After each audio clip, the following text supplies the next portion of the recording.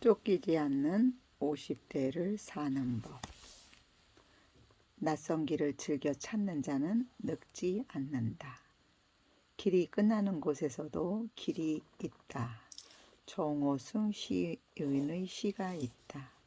이 시에서 그는 인생의 길은 원래 정해져 있는 게 아니다. 그런데 대부분은 걷기 편하고 아름다운 길로 미리 정해져 있는 것으로 생각하고 그런 길만을 걸으려고 하는데 문제가 있다고 했다. 이 시는 내가 근무하는 조직의 시장님이 가장 좋아하는 시 중에 하나다. 시장님은 정례조회 시간에 술술 외우며 그 의미를 되새겨 줬다. 업무에도 개인의 일에도 꼭 필요한 말이라고 생각했다. 시 제목 자체가 의미심장한 표현이다. 내가 걸어왔던 길을 회상해봤다. 스스로 노력하는 것보다는 남이 해왔던 스타일에 맞춰 일을 해왔다. 그동안 걷기 편하고 아름다운 길, 누구나 가고 있는 길을 무심코 걸어왔던 나를 깊이 반성한다. 늘 해왔던 것, 새로운 것이 전혀 없는 일을 해온 셈이다. 그래서 시작했던 길은 독서의 길이었다. 1년에 100권 읽기 목표도 정했다. 독서의 길은 나에게 책을 쓰게 하는 길을 연결해줬다. 만약 독서를 하지 않았다면 책 쓰는 길은 막혀 있었을 것이다. 처음 책을 읽을 때는 책을 쓴다는 생각 자체도 하지 않았다. 책을 쓰는 사람은 따로 있다고 생각했다. 책을 오랫동안 읽으며 책은 언젠가는 써야겠다라고 마음이 바뀐 것이다. 그런데 부의 추월 차선을 집필한 MJ 드마코는 언젠가라는 말은 사전에 없다고 했다. 구체적인 날을 확실하게 정하라고 했다. 자세히 보니 책을 쓰는 사람이 내 주변에도 많이 있었다. 그 사람들 덕분에 자극을 받았고 책 쓰기를 곧바로 실행하게 되었다. 이 세상에 가장 위험하고 불길한 길은 어떤 길인가? 그것은 스스로 정해놓고 규칙과 틀 안에서 움직이는 길이다. 여기에서 스스로 정해놓은 길이란 외부 변화의 정보를 받아들이는 노력 없이 움직이는 길이다. 기업의 길은 늘 외부 환경과 끊임없이 교감하며 변화를 받아들여야 한다. 고정된 길로 간다면 망하는 건 시간 문제다. 개인도 기업과 똑같다.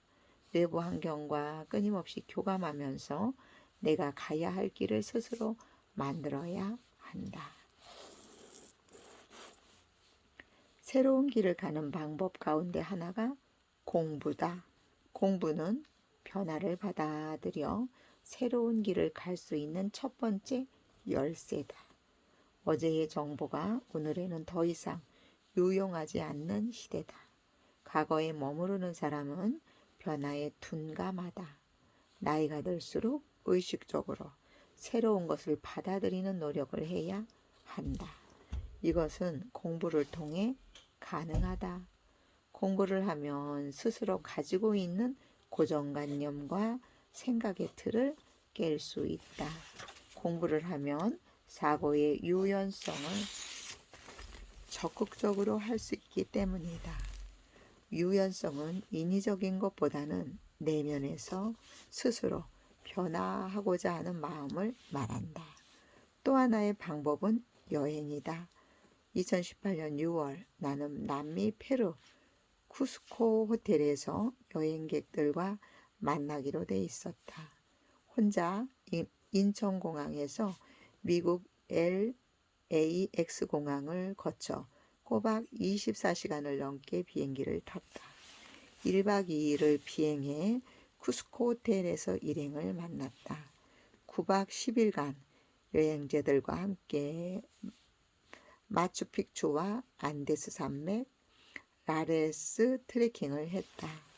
그동안 여행사를 통한 여행, 지인과 함께 했던 여행은 많이 있었다.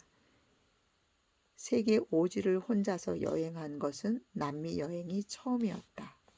여행을 얘기하면 김하영 작가의 시간의 파도로 지은 성과 김영하 작가의 여행의 이유 책을 얘기하지 않을 수 없다. 여행에 대한 명확한 정의를 내렸다고 생각한다. 먼저 김하영 작가의 시간의 파도로 지은 성이다. 나의 삶이 남의 삶이나 공간을 만나면 감촉이며 공명이다. 낯선 곳, 낯선 사람들이 부르는 소리다. 여행의 참맛은 낯섦과 고독함에 있다. 미지에 대한 기대, 가슴 설렘에 있다. 여행의 진정한 맛은 이별 연습이다. 이별의 수만큼 그리움의 수도 늘어간다. 여행은 머무름이 아니라 움직임이다. 풍경도 지나가고 사람도 지나간다. 두 번째, 김영하 작가의 여행의 이유다. 여행은 현실 세계의 상처를 몽땅 흡수한 물건들로부터 내 삶의 공간을 벗어나서 새로운 세계로 가는 것. 여행은 오직 현재에만 머무르게 하고 인간의 근심과 후회, 미련으로부터 해방시킨다. 여행은 자기 자신으로 돌아오기 위한 것이다. 방랑을 멈추고 그림자를 되찾을 수 있는 어떤 곳으로 돌아가 자기 자신이 돼야 한다. 인생은 여행이다. 국내든 해외든 어디든지 여행을 통해 낯설음을 즐겨야 한다. 낯선 길을 가는 것을 두려워 말고 낯선 일에 부딪히는 것 주저하지 말고 낯선 것을 해보는 일을 멈추지 말라. 이시영 어른답게 삽시다. 그래서 마지막으로 과거에 하지 않았던 것도 도전하는 것이다. 나는 무대 공포증이 아주 심했다. 남 앞에서 말을 제대로 하지 못했다. 들이대의 DID 저자인 송수영 작가가 실시하는 DID 강연, 코칭과 치유, 교육을 받고 강연에 도전했다. 2019년 생애 처음으로 100명 앞에서 강의했다. 2020년 코로나19 여파로 온라인 줌 강의를 여러 번 했다.